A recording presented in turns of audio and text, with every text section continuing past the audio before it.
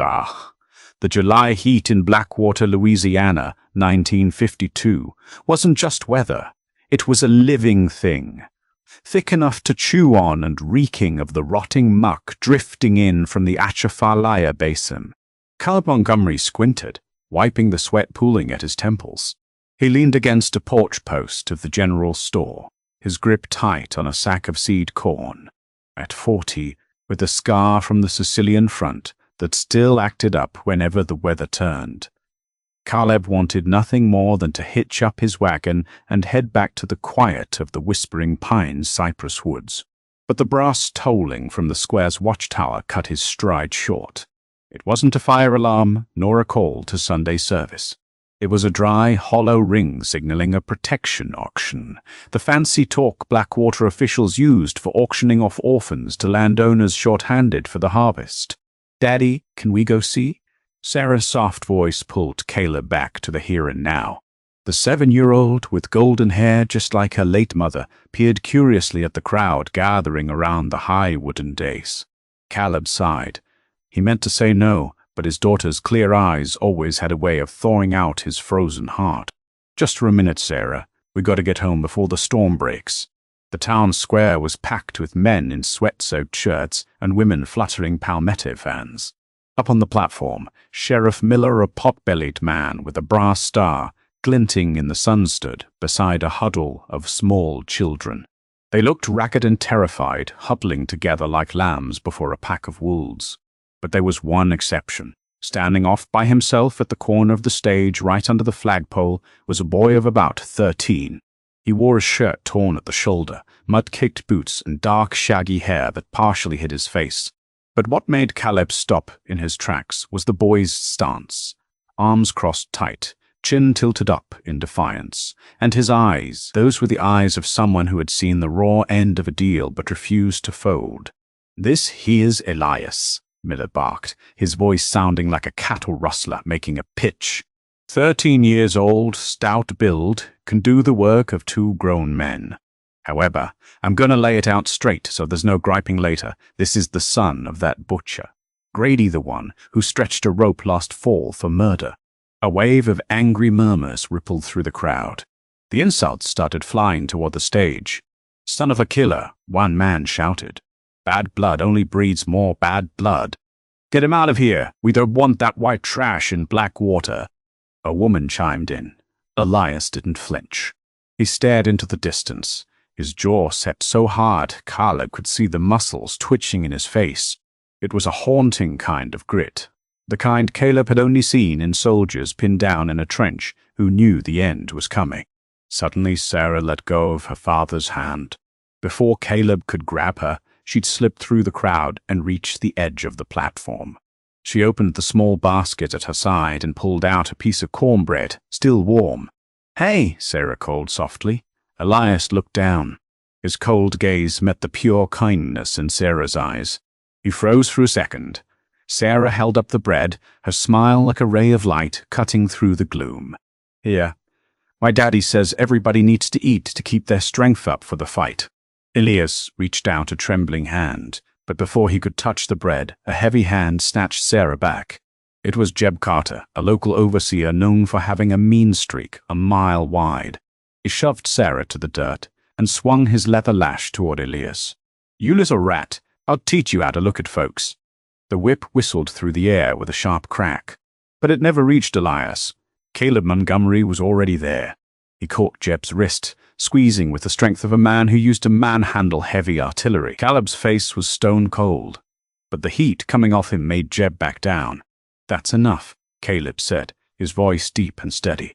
"Move aside, Montgomery. This is town business." Miller stepped forward, his hand resting on his sidearm. "The boy needs a lesson."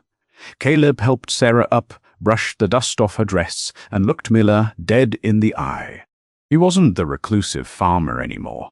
In that moment, Caleb Montgomery was the JAG officer who had defended innocent GIs before the high military court. Under the Louisiana Civil Code, Title III, Chapter 5 on tutorship, Caleb began, the legalities rolling off his tongue as smoothly as if he'd never left the law office. Conducting a labor auction for minors under the guise of finding a protector without a representative from the parish court is a felony. Furthermore, this boy hasn't committed a crime. Slandering and assaulting a child based on the actions of a relative is defamation and battery. Miller sneered. The law? In this swamp, the law is whatever I say it is, Caleb. Then say that to the circuit judge tomorrow morning when I file a formal complaint with the state, Caleb said, stepping forward to put himself between Elias and the overseer. I, Caleb Montgomery, am formally requesting legal guardianship of Elias under the vet's preference clause for managed farmsteads. I've got the acreage, the income, and the civil standing to make it official right here and now. And the entire square went bone-dry silent. Silas Vane, the high and mighty senator sitting in the seat of honor behind Miller, had been watching the whole thing play out in silence. He tipped his wide-brimmed hat back, his eyes as sharp as a hawk's, as he sized Caleb up. Silas Vane didn't care for men who knew the law, especially the ones who had a conscience to go with it. Caleb, Silas spoke up, his voice low, gravelly, and dripping with backhanded intent. You know what you're taking on. You're bringing a seed of ruin into your house. Your Whispering Pines is already on the ropes. Why go looking for more trouble? Senator. Caleb turned to face the most powerful man in the parish. I spent my younger years defending what we call liberty and justice on a whole different continent. I'm not about to stand by and watch those values get dragged through the Louisiana muck just because of some yellow-bellied prejudice. He turned back to Elias. The boy was still standing there, frozen, but the wild look in his eyes had dimmed, replaced by pure shock. No one had ever stuck their neck out for him before. Let's go, Elias, Caleb said simply. Miller moved to stop them, but a look from Silas Vane signaled him to stand down. Elias stepped off the dais, slow-like. He brushed past Sarah, who beamed at him and pressed the cornbread back into his hand. This time, Elias gripped it tight. He followed Caleb, keeping about a 6-foot distance, like a stray dog, wary of a new trap. The crowd parted to let them through. The hateful glares and whispers trailed after them, but Caleb didn't look back.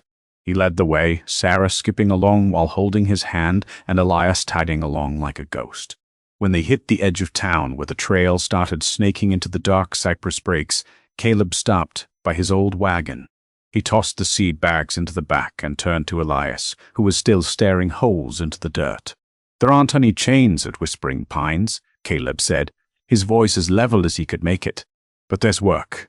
I didn't take you on out of pity. I took you because you got a right to be treated like a man.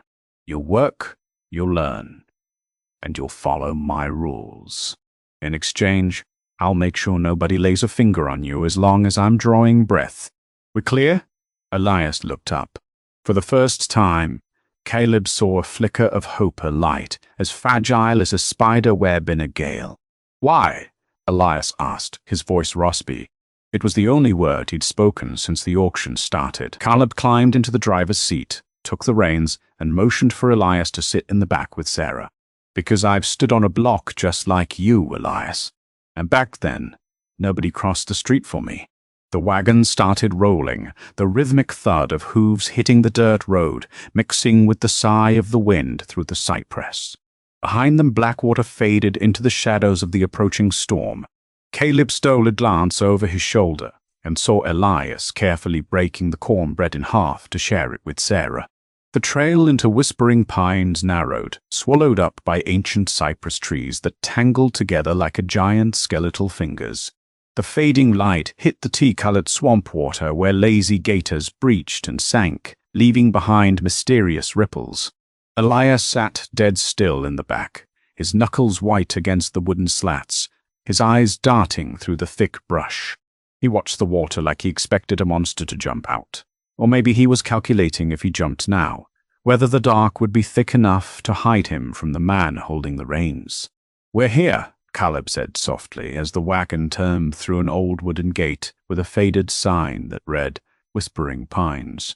The house sat in a wide clearing shaded by ancient live oaks. It was a classic Louisiana dog trot with a high-pitched roof and a wrap-around porch built to catch the swamp breeze. The white paint was peeling in spots, but the hanging orchids and the neat stack of firewood in the corner showed the owner didn't slack off. Sarah hopped down, chirping as she ran inside. "Daddy, let me get the stove going. Elias has got to be starving to death." Caleb climbed down, unhitched the horse, and looked at the boy still sitting frozen on the wagon. "You can get down now. Your room's behind the kitchen. Used to be a pantry, but I got it cleared out for you."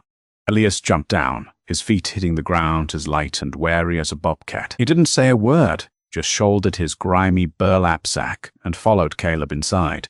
The air in the house was a mix of pine and dried lavender, a warm, steady scent Elias had forgotten existed since the day an angry mob burned his father's shack to the ground. "This is your spot." Caleb pushed open a small wooden door behind the kitchen. The room was tight but clean, with a fresh straw mattress, a rough-cut wooden desk, and a brass oil lamp polished to a shine. Elias stood in the center of the room, still clutching his bag, his shoulders hunched like he was waiting for a harsh order or a blindside hit. But Caleb just pointed to a porcelain basin of clean water on the desk. "Wash up. Dinner's in 10 minutes. In this house, we don't talk with our mouths full, and we don't go to bed wearing the swamp." Supper was eaten in a strange sort of silence. Sarah busied herself ladling spicy shrimp stew into bowls, stealing curious, harmless glances at Elias every now and then. Elias ate like a starving hound, but kept quiet, head hung low, his spoon moving in a blur, as if he expected someone to snatch the bowl away at any second. When his eyes lit on the cornbread in the center of the table, his hand hitched for a beat before he slowly reached out to take a small piece. "Tomorrow, you start working," Caleb said after setting his napkin down. "I need that west fence line mended and the brush cleared around the stables. I'll pay you fair market wage, but I'm withholding half for books and new clothes. Any gripes with that?" Elias looked up, his gaze locking onto Caleb's. "Why are you bothering to teach me? Miller said I got killer's blood. Killers don't need to know how to read." Caleb leaned back, interlacing his fingers. "Miller is a fool who leans on cheap labels to hide his own laziness. The law don't judge a man by the sins of his father.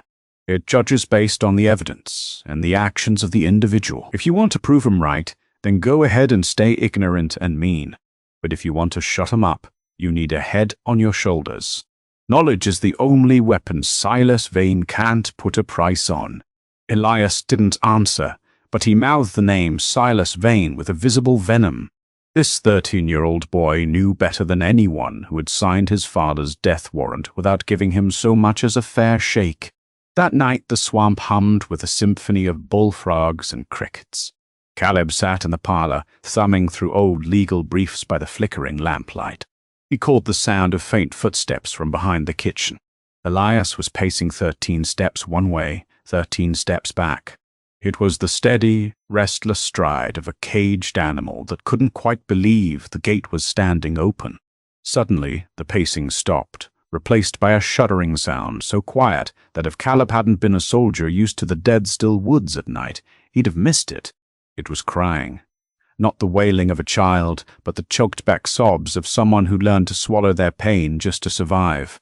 Elias was crying for his executed father, for the days spent being hunted like a dog, and maybe for the terrifying relief of being in a room that smelled of pine instead of a rat-trap jail cell.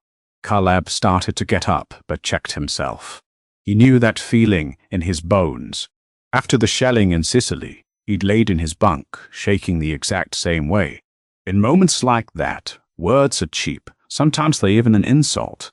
A man needs room to pick up the pieces himself. He grabbed a few scratch papers, making a point to rustle them loudly, and cleared his throat so Elias would know someone was on the other side of the wall. That he wasn't alone in the dark, but that no one was gawking at his weakness either. The sobbing tapered off into nothing. A moment later, Caleb heard the wooden bed frame creak. Elias had tucked in. The next morning, before the sun could burn off the thick pea soup fog over the swamp, Caleb found Elias standing on the porch. The boy had scrubbed his face clean and slicked his dark hair back, though his expression remained as cold as a headstone. "I'm ready to work," Elias said shortly. For the next week, Elias worked like a man possessed. He cleared brush under the blistering sun without a single peep. His hands started to blister, then tear, then finally toughen into calluses. Caleb watched him from a distance. He didn't lay the praise on too thick, just handed him a jug of cold water now and then, or showed him how to swing an axe so he wouldn't tire himself out. Every evening, after Sarah had gone to bed, a new ritual took root. Caleb cleared the dining table and set down a basic law book and a small chalkboard. "Tonight we're talking property rights," Caleb said, the chalk screeching against the board.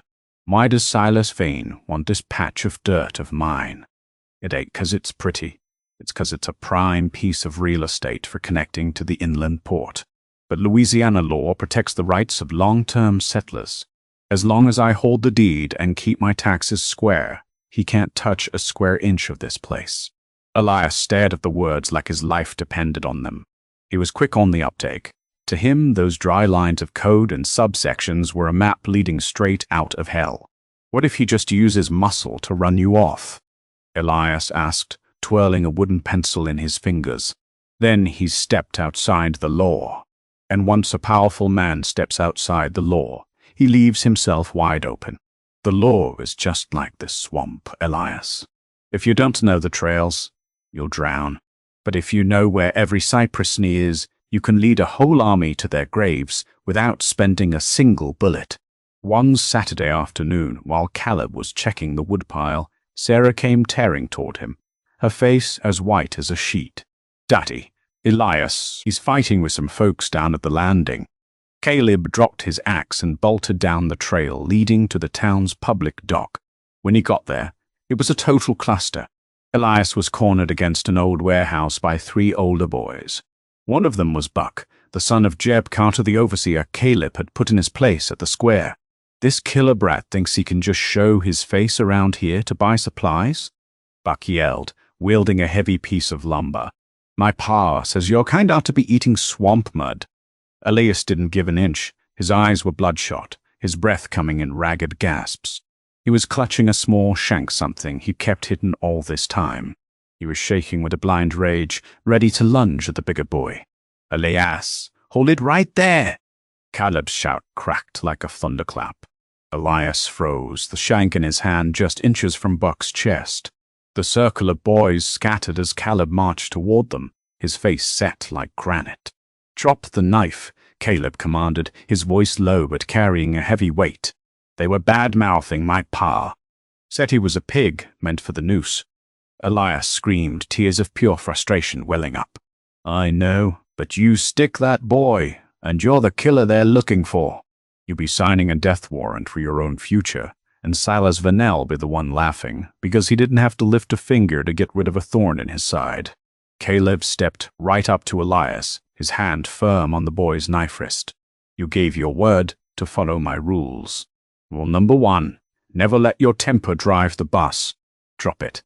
Elias' arm shook violently before finally going limp. He let the blade fall into the muck.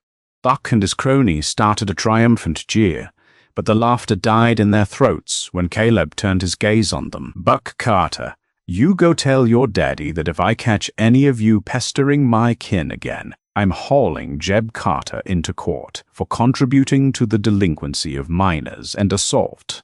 I've got 2 witnesses, the warehouse foreman and the ferryman who saw the whole thing. Do you boys really want to spend your summer in the county workhouse?" The boys grumbled a few curses and beat a hasty retreat. Caleb leaned down, picked up the shank, wiped the mud off, and tucked it in his pocket. He didn't scold Elias. He just put a hand on the sobbing boy's shoulder and guided him back toward Whispering Pines. Elias didn't say a word the whole way back. It wasn't until they reached the porch that he stopped, staring down at his calloused hands. "I'm sorry," he whispered. "Don't apologize to me," Caleb replied. He pulled the shank from his pocket and pressed it into Elias's hand. "Keep it. Not for sticking folks, but to remind you that an animal's instinct is to strike when cornered, but a man's strength is knowing when to keep it in the holster. You aren't the killer's son, Elias. You're a hand at Whispering Pines, and one day you're going to know the law better than that hack Miller." That night, Elias didn't hide in his room. He sat on the porch with Caleb, watching the fireflies dance in the cypress. For the first time, he asked Caleb about the war in Europe, how a man keeps his soul while the big guns are roaring. Caleb told him about soldiers sharing their last crust of bread in the trenches, and how international law was born from the rubble of violence to stop the bleeding. Elias listened, his eyes reflecting the oil lamp's glow. He began to see that Caleb Montgomery wasn't just taking him in. This man was building a fortress of ethics and law around him, an invisible suit of armor that no insult or leather whip could pierce. The peace in the swamp is usually short-lived. As Caleb headed inside for the night, he spotted a shadow waiting at the head of the trail. It was a stranger in a sharp gray suit, looking completely out of his element in the back country. He held a manila envelope stamped with the seal of the parish court. "Mr. Montgomery?" the man asked with a thin, calculating smile. "I'm legal counsel for Senator Silas Vane. I've got a little gift for you. A notice for a guardianship review and a final settlement offer for this acreage. I suggest you read it before the sun comes up." He tossed the envelope onto the stone table on the porch and vanished into the dark. Elias stood up, his hand reflexively touching the knife handle in his pocket, eyes tracking the man like a hawk. Caleb picked up the envelope, his grip tightening. He knew Silas Vane had made his move. The fight wasn't just spitting matches in the square anymore. It had officially moved to the battlefield. Caleb knew best and feared most, the black and white pages of a rigged legal system. "Get inside, Elias," Caleb said, his voice as hard as cold steel. "Tonight, we aren't studying property rights. Tonight, we learn how to face down men who twist the law for sport." The air at Whispering Pines over the following weeks carried a fake kind of quiet, like the surface of a swamp before a hurricane hits. Silas Vane wasn't a man to rush. He was a patient hunter who understood that to beat a soldier like Caleb Montgomery, he couldn't just use brute force. He had to cut off the supplies, isolate the target, and hit the weakest point in the walls Caleb was trying so hard to build. That morning, a shiny black car, rare luxury, on those mud-clogged trails, screeched to a halt at the gate. A man in a slick gray suit stepped out, clutching a leather briefcase. He introduced himself as a rep for the Southern Infrastructure Development Company, but Caleb knew exactly whose ghost was pulling the strings. "Mr. Montgomery," the man said with a store-bought smile, "Senator Vane is a man who respects history. He understands what Whispering Pines means to your family. However, progress waits for no man. We're giving you a final offer, triple the current market value. In exchange, you just sign over the water rights in the shoreline strip." Caleb didn't even look at the check being held out. He kept driving nails into the fence rail, the hammer strikes echoing sharp and clean. "Go tell Silas my dirt ain't for sale, and neither is my soul. This progress he's talking about is just a fancy name for highway robbery." The man's smile died, his eyes drifting over to Elias, standing nearby with an axe in his grip. Real shame. A single father raising a troubled element like this ought to know better, spend more time looking out for his future instead of inviting legal headaches. "You know, the state gets real particular about guardianship cases involving violent streaks." He left an envelope on the gatepost and drove off, leaving a trail of dust. Caleb stopped his hammer, watching the haze settle. He knew this wasn't a negotiation anymore. It was a formal declaration of war. Just as he'd figured, the next blow landed right on Elias. A few days later, Elias came back from delivering shrimp to town with a face full of bruises and a split lip. Sarah let out a sob at the sight of him, running to fetch warm water and bandages. Elias sat stone still on the porch steps, his eyes dark with the slow-burn resentment that looked ready to blow. "Buck Carter, again," Caleb asked, his voice dropping into a dangerous register. "Wasn't just him," Elias rasped. "Sheriff Miller was right there, too. Stood by and watched while they shoved me into a drainage ditch and laughed. Called me trash, said it's only a matter of time before I dance the hempen jig, just like my pa. Miller even said he'd already gotten a formal complaint about you running a sweatshop out here." Caleb's knuckles turned white. It was an old trick, but a damn effective one. Twist his kindness into a crime and use Elias as the very weapon to cut him down. If Silas Vane could prove Elias was being neglected or worked like a dog, the guardianship would be yanked, and Caleb would lose all his moral standing in the land rights battle to come. "They want you to swing first, Elias," Caleb said, sitting down beside the boy. "They want you to use that knife or those fists, so they have a legal reason to haul you off to juvie. You see what they're doing? I hate 'em." Elias growled, tears of rage finally breaking through. "Why do I gotta just take it? Why's the law always in the pocket of men like Silas Vane?" "Because the law is a tool, not a miracle," Caleb replied, his gaze fixed on the dark cypress line. "The wicked use it for shackles, but a righteous man uses it to set himself free. Tonight, we aren't studying civil codes. Tonight, we're drafting an affidavit." All through the night, by the low glow of the oil lamp, Caleb taught Elias how to log every event, time, place, witnesses, and threats. He taught him that every mark on his face, if laid out logically on paper, would become a bullet to fire back at his enemies. But Silas Vane didn't stop there. He started squeezing the turnip financially. The local bank suddenly announced Caleb's farm loan was suspended due to pending legal risks. The seed dealers refused to sell to Whispering Pines on credit. Even the mailman accidentally lost the replies from Caleb's old law firm in Baton Rouge. The isolation was becoming a chokehold.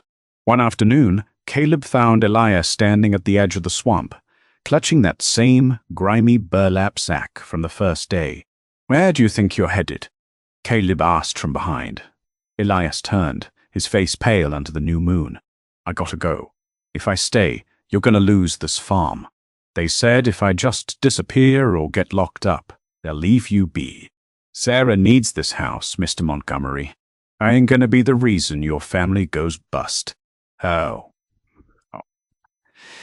Caleb stepped forward, snatched the bag out of Elias's hand, and tossed it back onto the porch. "Who do you think you are, making calls for me? You think Whispering Pines is just a pile of dirt. It's a stand for the truth. If I let you walk now, I'm admitting Silas Vane is right that the law is nothing but a hired gun for the powerful." "But they're gonna win," Elias screamed. "Not by a long shot," Caleb lowered his voice steady as a rock. "Silas Vane just made a fatal mistake. He thinks I'm standing alone. He doesn't know my old army buddies in Baton Rouge are already digging into his port project records. And he sure as hell doesn't know the boy he calls a killer's son is holding the very thing that can bring him to heel." Elias looked at Caleb, confused. "What am I holding?" Caleb looked deep into the boy's eyes. "The truth about your father, Elias. You ever wonder why a quiet farmhand like your pa was suddenly charged with murder and fast-tracked to the gallows in 2 weeks? Why was Silas Vane in such a hurry to close that book?" A shiver ran down Elias's spine. He remembered those final nights in the old shack as father, hiding something under the floorboards and whispering, "Don't you ever open this, less you got a lawman on your side." "The tin box," Elias whispered. "It's still there, in the ruins of the shack." "We're going to get it tonight," Caleb said, his eyes flashing with the look of a soldier starting a counter-offensive. "And Elias, from here on out, you don't back down. Every step you take back gives Silas more ground. You stand tall not with your fists, but with the presence of a free man." That night, 2 shadows paddled a skiff through the tangled bayous toward the scorched remains of Elias' home. They didn't know that from the balcony of his mansion, Silas Vane was sipping fine bourbon, smiling as he looked at the signed court summons for the guardianship hearing. He was dead certain that come Monday morning, Caleb Montgomery would be cleaned out. Monday's dawn didn't bring the usual Louisiana summer glow.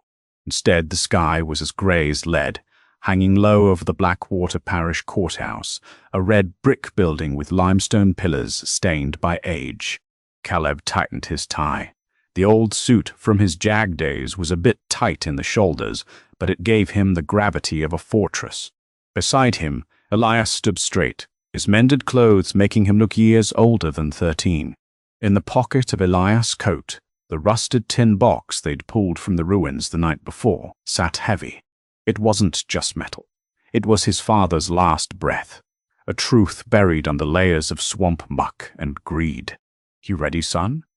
Caleb asked, his hand steady on the boy's shoulder. "I ain't scared no more," Elias replied, his eyes fixed on the towering oak doors of the courtroom. "You said it yourself. The law is a path. I'm just going to follow your lead." Inside the courtroom, the air was thick with floor wax and hostility. Silas Vane sat in the front row of the gallery, as composed as a god watching a game whose ending he'd already bought and paid for. Miller and Jeb Carter stood in the corner, whispering to the county's legal counsel, a man named Thorne, with gold-rimmed spectacles and a shaky sense of ethics. The parish judge, a silver-haired old-timer named Whitaker, rapped his gavel to open the session. Thorne was up in a heartbeat, his voice dripping with crocodile tears. "Your Honor, we move to revoke Mr. Caleb Montgomery's guardianship of the minor, Elias Grady. The reason is simple. Mr. Montgomery lacks the stability and moral fitness required. He is a veteran carrying untreated psychological baggage, living as a recluse in the bayou. Worse yet, he is turning a child, one already cursed with criminal blood, into a galley slave just to keep his claws on the Whispering Pines acreage." Gory gold. Thorne paraded photos of Elias swinging an axe, clearing brush, and even a shot of the boy's bruised face from the dock fight. "Look here, Your Honor. This child is beaten, exploited, and kept out of a proper schoolhouse. This isn't a home, it's a chain gang of one." An angry murmur rippled through the gallery. Silas Vane let a thin smirk touch his lips. He was counting on Caleb to scramble and make excuses for those bruises. Caleb stood up. He didn't rush to the center of the room. He opened his briefcase and pulled out a black leather notebook. "Judge Whitaker," Caleb began, his voice calm and resonant, the kind of voice that used to make military tribunals hold their breath. "Mr. Thorne got one thing right. Elias Grady works at Whispering Pines. But he's conveniently ignoring the definition of responsibility. In this part of the country, a 13-year-old who knows how to swing an axe to protect his roof is a boy with honor, not a slave." Caleb stepped forward, placing the notebook on the judge's bench. "This is Elias' learning log. It tracks his progress in the Louisiana Civil Code and practical math through farm inventory. And this," he pulled out another sheet, "is an independent competency test I had a retired schoolma'am from Baton Rouge administer last week. Elias Grady is reading and thinking at a 16-year-old level." Thorne sneered. "Thorne sneered? Teaching him the law?" "The what?" "So he can be a shyster like you, Montgomery. So he can understand who's really behind the marks on his face." Caleb pivoted, his gaze cutting like a blade toward Miller and Jeb Carter. "I call my first witness, Sheriff Miller."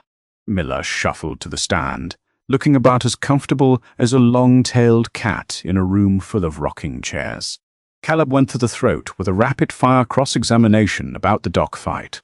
"Sheriff Miller, you were standing right there when Buck Carter laid into Elias, weren't you?" "I just saw a little schoolyard scuffle," Miller stammered. "A scuffle? Then why does your weekly report to the parish list it as subduing a public nuisance?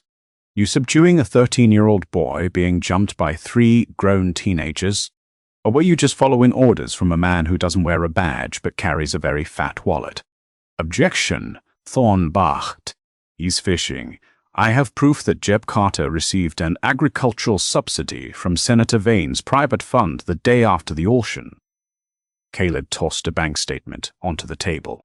"And I have proof that Sheriff Miller looked the other way on at least 3 thefts at the Southern Infrastructure warehouses in exchange for Silas Vane's silence on county jail mismanagement."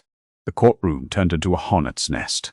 Silas Vane lost his cool for the first time, his jaw tightening as he glared at Caleb. But the knockout punch was still coming. "Your Honor," Caleb turned to Elias. "This case isn't about whether Elias is well cared for.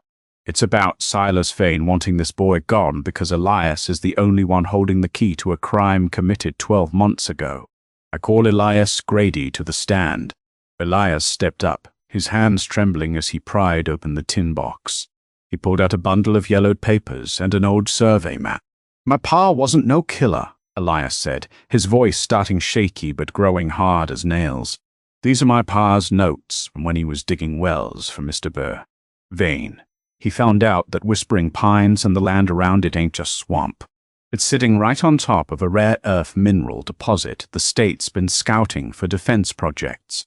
Elias held up a paper with Silas Vane's signature. This here's a sham contract Silas Vane tried to force my pa to sign to steal the survey rights. When my pa refused and said he'd go to the state police, he got framed for a murder that was actually done by the man sitting right there, Jeb Carter. "Bullpucky!" Jeb Carter roared, lunging toward the witness stand before the bailiffs cut him off. Caleb stepped closer to Elias, taking the smallest scrap of paper from the box. "And this, Your Honor, is the clincher. A handwritten will from the original owner of this land, pulled from the embers by Elias' father 10 years ago. It proves the shoreline never belonged to the parish to sell to Silas Vane in the first place. It was held in a private trust for free settlers, making the Montgomery and Grady families the rightful heirs." Judge Whitaker adjusted his spectacles, scanning the documents with grim focus. Silas Vane bolted upright, his face the color of ash. "Those are forgeries. That boy is the spawn of a criminal." "The law doesn't judge on prejudice, Silas," Caleb's voice rang out, booming through the timber-framed room. "It judges on the facts, and these facts were verified by the land office in Baton Rouge by a wire this morning. You didn't just swindle a family, you defrauded the state of Louisiana to line your pockets with national resources." Judge Whitaker slammed his gavel to drown out the uproar. He looked at Silas Vane with pure loathing, then down at Elias Grady. "Based on this new evidence," the judge declared, "this court hereby denies the motion to revoke guardianship. Furthermore, I am issuing an emergency warrant for Jeb Carter for the 1951 murder investigation, and I am suspending Sheriff Miller effective immediately, pending a corruption probe. As for Senator Vane, I am handing this entire file over to the state prosecutor's office, post haste." Elias let out a long, ragged breath, his shoulders dropping as if a century's worth of lead had been lifted. He looked at Caleb. The man who had fought like a warhorse was now smiling at him, a look of quiet, bone-deep pride. Silas Vane was led out in handcuffs as his cronies watched in shock. As he passed Caleb, he hissed through his teeth. "You think you won, Montgomery? This is just a backwater court." "Oh, not so that's..." "Maybe," Caleb replied, calmly straightening Elias' collar. "But the truth don't recognize borders. And this time the very ink and paper you look down on is going to be the noose around your neck." Stepping out of the courthouse, the air felt crisp after the rain. Sarah was waiting at the bottom of the steps, throwing herself into Elias and Caleb's arms. "We won, didn't we, Daddy?" Caleb looked up at the sky where the leaden clouds were finally breaking to let the first streaks of gold through. "We're just getting started, honey. But from here on out, nobody's ever kicking us off Whispering Pines again." Elias gripped Sarah's hand, looking toward the trail leading back to the bayou. He knew there were still storms ahead once Silas Vane used his state-level connections to hit back, but he wasn't shaking anymore. He'd learned the biggest lesson of his life. When a man stands tall with the truth as his shield and the law as his armor, even the darkest swamp has to make way for the light. They climbed into the wagon, the hooves beating a steady rhythm on the dirt. But this time, Elias didn't sit in the back. He sat right next to Caleb on the bench, taking hold of the reins, helping steer the way back home. The sound of the wheels crunching on the gravel driveway of Whispering Pines sounded sweeter than usual. The midday cloudburst had washed the dust off the cypress trees, leaving the clean scent of damp earth and pine needles. Caleb loosened the reins, letting the old horse take its time. He felt the weight of Elias' hand resting near his on the driver's seat, a steady presence, no longer the skittish kid from day one. The earthquake at the parish court had rattled all of Louisiana. With the proof from the tin box and Caleb's JAG buddies at the land office, the governor had frozen every one of Silas Vane's projects in Blackwater for a federal investigation. Jeb Carter was behind bars, Miller had been stripped of his tin, and Silas Vane, the man who once sat on top of the world, was staring down the barrel of everything from bribery to conspiracy to cover up a murder. "Mr. Montgomery," Elias broke the silence, his eyes on the roof line of Whispering Pines appearing through the live oaks. You reckon Silas Vane is going to buy his way out of this in Baton Rouge? Caleb looked at the boy, his expression stern but warm. He's going to try, Elias. Men like Silas think everything's got a price tag. But he made a deadly mistake. He let the truth hit the public record. Once justice gets a name out in the open, anyone trying to twist it has to answer to the whole world. He ain't just fighting me anymore. He's fighting the very system he used to game. Elias nodded, touching his chest pocket where the temporary guardianship papers now bearing a bright red court seal sat. It was proof he wasn't an outsider anymore. As the wagon stopped, Sarah darted out like a bluebird, clutching a bunch of wildflowers. She hopped up, hugging Elias tight. Elias, Daddy, are we having a party, Mrs.? Jones at the dock said today's the day justice finally showed up. We're eating on the porch tonight, Sarah. Caleb smiled, helping her down. And Elias is the guest of honor. That evening, Whispering Pines glowed under lanterns hung along the wraparound porch. Caleb pulled out the finest bottle of wine he'd saved since he got back from the big one. The table wasn't just set with spicy stew. There was roasted chicken and apple pie luxuries for a farm that had been facing foreclosure. But that afternoon, the bank had already sent a wire apologizing and making good on Caleb's credit line.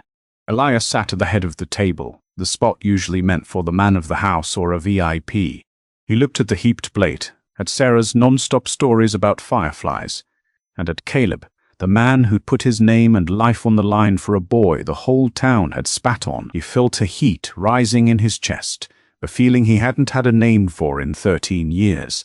Mr. Montgomery. Pa. Elias hesitated, the word pa coming out natural but heavy. Caleb froze, his eyes misting over in the lamplight. He set his glass down, looking Elias straight in the eye. I wanted to thank you for crossing the street that day. If you hadn't, I'd probably be rotting in some reformatory. Or worse, I'd have actually become a killer out of pure spite. Caleb shook his head, his voice low and sincere. Elias, I crossed the street because that's what the law and being a man requires. But you're the one who chose to get in the wagon. You chose to trust a stranger, chose to learn your letters when your heart was full of hate, and chose to holster that blade when your pride was pushed. I just gave you a shield. Standing through the storm was all you. He stood up, went behind the kitchen, and brought out a small oak box. He set it in front of Elias. What's this? Elias asked, opening it curiously. Inside was a polished brass army compass and a brand-new leather-bound edition of the Louisiana State Statutes. On the flyleaf, Caleb had written, "To Elias Montgomery, the defender of Whispering Pines." The compass is so you never lose your way in the swamp, and the book is so you never buckle under men who abuse their power, Caleb said. Starting tomorrow, you're officially enrolled in the parish school. You're going to study to be a lawyer, an architect, or whatever the hell you want. But remember, no matter where you go, Whispering Pines is home. Elias ran his fingers over the leather cover. He didn't cry, but his eyes lit up with a steely resolve. He understood that salvation wasn't just staying out of jail. It was being given the chance to write his own story. As the night grew late, the swamp hummed with its familiar songs. Sarah had long since fallen asleep in Elias' arms. Caleb stepped onto the porch, lighting a small cigar, looking out at the distant cypress line. What are you thinking about? Elias asked, stepping out to stand shoulder to shoulder with him. Thinking about reaping and sowing, Elias. Caleb puffed a plume of white smoke into the air. Silas Vane thought he could use the mud to bury the truth, but he forgot that the best lilies grow out of the muck. He sowed cruelty, and now he's going to reap a lonely cell. As for us, Caleb turned to the boy. We sowed a little kindness and respect for the law, and we reaped ourselves a family. Elias looked down at his hands. The calluses from caring brush were still there, but they weren't marks of a slave anymore. They were proof he dug his own way into the light. He looked at the gate, where the trail wasn't a getaway path anymore, but a road leading out to the whole wide world. Tomorrow, Elias said, his voice clear and steady, I'm going to start mending that east fence. I want Whispering Pines to be the sharpest-looking spread in the parish, so my mama and pa can look down and smile. Caleb clapped Ilios on the shoulder, the firm grip of men who'd survived the front lines together. "That's right, son. We'll do it together." Under the silver moon, the white house in the swamp stood like a fortress. The wind through the cypress wasn't a mournful whisper of the past anymore. It was a song about a new start. In Blackwater, folks would tell the story for years about the JAG officer who bucked the system to save a stray, and the boy with the cursed blood who used the law to topple an empire. But for Caleb and Elias, the story wasn't in the telling. It was in every page they turned together at night, every acre they worked, and the absolute certainty that when justice is led by the heart, the shadows of the swamp will always give way to the dawn.